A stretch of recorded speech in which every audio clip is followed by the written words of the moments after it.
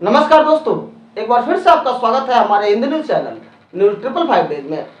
दोस्तों, ये आप देख रहे हैं बिहार के राजनीति में बहुत बड़ा भूचाल आया हुआ है और उथल पथल मची हुई है। पक्ष और विपक्ष आखिरी एक दूसरे पे हमलावर हैं और दोनों एक दूसरे के प्रति आरोप और प्रत्यारोप का सिलसिला जारी है। और इसी बीच में एक बार गांधी मैदान से विधानसभा मार्च लाठीकांड के बाद एक बार जेडीयू और आरजेडी कार्यालयों के बाहर थोड़ी शांति है, तो वहीं बीजेपी कार्यालय के बाहर कार्यकर्ताओं का हुजूम उमड़ रहा है। आपको बताते चले कि अभी पिछले ही 13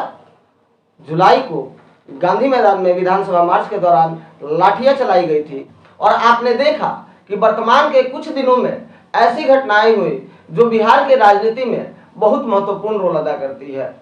एक तरफ विधानसभा मार्च में बीजेपी के कार्यकर्ताओं पर लाठीचार्ज और दूसरी तरफ बिहार में जितने भी राजनीतिक दल हैं धीरे धीरे उनका ध्रुवीकरण होता जा रहा है और वो दो खेमों में से किसी न किसी एक खेमों में जाने के लिए अपनी जिम्मेवारी और वचनबद्धता दोनों दिखा रहे हैं और जनता के सामने रख रहे हैं। जैसा कि अभी आपने देखा कि जीतन राम मांझी और चिराग पासवान जी दोनों पार्टियां जाकर के बीजेपी के साथ मर्ज हो गई और बाकी जो पार्टियां हैं वो आरजेडी और जेडीयू के साथ अभी भी बनी हुई हैं। दोस्तों, आपको बताते चले कि आज जो कांड बिहार में हुए इसके बहुत सारे कारण हैं और जैसे जैसे बिहार में चुनाव नजदीक आता है यहाँ की राजनीति गर्म होते जाती है और हर साल हर चुनाव के मौसम में ऐसी घटनाएं आपको देखने को मिल जाएगी। आपको बताते चले कि एक तरफ विपक्ष प्रधानमंत्री मोदी जी को 2024 में दिल्ली के सत्ता से उखाड़ फेंकना चाहता है, तो दूसरी तरफ बिहार के राजनीति में एक बार फिर से चाचा और भतीजे दोनों चाहेंगे कि बिहार में मुख्यमंत्री की कुर्सी हमारी बरकरार रहे। आइए हम आपको एक गुण विश्लेषण आपको इस पर बताते हैं। दोस्तों, मुद्दा ये नहीं है कि राज्य बिहार में सरकार किसकी है, मुद्दा ये है कि आने वाले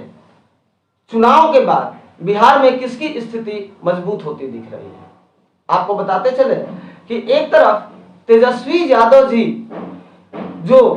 आरजेडी के सुप्रीमो के बेटे हैं और बिहार के उप मुख्यमंत्री हैं, ये चेहरा सबके आंखों के सामने है, तो दूसरी तरफ दिवंगत नेता और बिहार के जन जन के नेता कहे जाने वाले लोक जनशक्ति पार्टी के सुप्रीमो स्वर्गीय रामविलास पासवान जी के बेटे चिराग पासवान जी भी बीच समर में हैं। और देखा जाए तो दोनों युवा नेता हैं और बिहार के राजनीति में बीजेपी में एक तरह से चिराग पासवान जी ने अपनी उपस्थिति दर्ज करा दी है, तो दूसरी तरफ जीतन राम मांझी जी भी बीजेपी के साथ चले गए हैं। अब बिहार के राजनीति का सबसे बड़ा खेल ये है कि दोस्तों, आपने कुछ ही दिन पहले देखा था और न्यूज 555 डेज के कैमरे ने आपको दिखाया था कि जीतन राम मांझी के कार्यकर्ता और स्वयं जीतन राम मांझी भगवान राम को ही काल्पनिक बता रहे थे। और आज राजनीति ऐसी चीज है कि वही जीतन राम मांझी बीजेपी के साथ जाकर सट गए हैं और उनके बेटे संतोष सुमन को बीजेपी ने वाई कैटेगरी की सुरक्षा दी है, जबकि बीजेपी की पूरी राजनीति ही राष्ट्रवाद, हिंदूवाद, प्रभु श्री राम के इर्द गिर्द घूम रही है।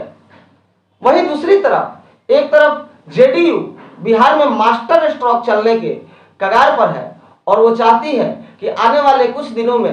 तेजस्वी यादव जी को बिहार सरकार का मुख्यमंत्री बना दिया जाए। इससे क्या होगा कि अगर विगत कुछ दिनों में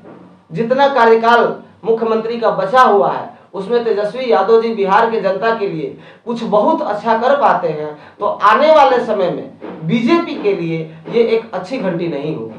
फलस्वरूप बीजेपी ने भी मास्टर स्ट्रोक चला और विधानसभा मार्च करने का फैसला ले लिया। और ऐसा इसलिए कि एक तरफ तो शिक्षक अभ्यर्थियों थी बीजेपी के साथ खड़े थे और वो अपनी लड़ाई लड़ रहे थे, और दूसरी तरफ तेजस्वी यादव जी पर लैंड फॉर जॉब के मामले में एफआईआर दर्ज हो गई है और जिसके तहत दागी मुख्यमंत्री कह करके बीजेपी ने राजनीति करनी चाहिए और उनसे इस्तीफा मांगना चाहा, जिसके फलस्वरूप आपने देखा कि इन अभ्यर्थियों और बीजेपी नेताओं पर बिहार पुलिस के द्वारा बहुत सारे आरोप लगाकर और न जाने सच्चाई क्या है लाठीचार्ज किया गया और बवाल भी हुआ। आपने ये भी देखा कि जहानाबाद के एक महामंत्री की मृत्यु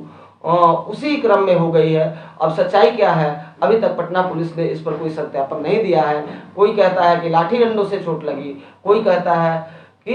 हार्ट अटैक से मृत्यु हुई।